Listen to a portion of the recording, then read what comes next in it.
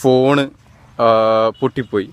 ഫോണെല്ലാം നല്ല ഡാമേജ് വന്നതുകൊണ്ട് തന്നെ പിന്നെ വിചാരിച്ചങ്ങനെ എന്തായാലും നമ്മൾ സോഷ്യൽ മീഡിയ നിർത്തി. അപ്പോൾ അത്ര വലിയ ഫോൺ നമുക്ക് ആവശ്യമില്ല, നേരാക്കിയെടുക്കാൻ നല്ലൊരു ഫണ്ടും ഉണ്ട്. അപ്പോൾ പിന്നെ വിചാരിച്ച് ഇപ്പോൾ തൽക്കാലം നേരാക്കണ്ട, തൽക്കാലത്തേക്ക് ഒരു ചെറിയൊരു ടോർച്ച് സെറ്റ് ഫോണോ അല്ലെങ്കിൽ സാധാ ഒരു ഫോണായിട്ടും വിളിക്കാൻ. അതും ഇപ്പോൾ അടുത്തൊന്ന് ജസ്റ്റ് ഫോണൊന്ന് ടോർച്ച് സെറ്റ് ആണെങ്കിലും ടോർച്ച് സെറ്റ്, സാധാ ഒരു ഫോണ്, അപ്ഡേഷനൊന്നും ഇല്ലാത്തൊരു ഫോണ് ലാസ്റ്റ്. റിഫ മെഹ്നുവിന്റെ മരണം ആളുകൾ ഇതുവരെ മറന്നിട്ടില്ല. ഇപ്പോഴും അതിൽ പ്രതിക്കൂട്ടിൽ ആളുകൾ കാണുന്നത് മെഹനാസ് മെഹ്നു, അതായത് അവളുടെ ഭർത്താവിനെ തന്നെയാണ്.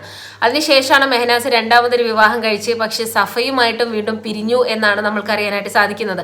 കുറച്ചധികം കാലമായിട്ട് അവർ വീഡിയോസ് കാര്യങ്ങളൊന്നും അപ്ലോഡ് ചെയ്യുന്നില്ല. ഇപ്പൊ ഈ പറഞ്ഞത് മെഹനാസ് വെളുപ്പിക്കാൻ വേണ്ടിയിട്ട് എന്തുകൊണ്ട് ഇത്രയും കാലമായിട്ട് വീഡിയോ ചെയ്യുന്നില്ല എന്ന് പറയാനുള്ള ഒരു കാര്യമാണ്.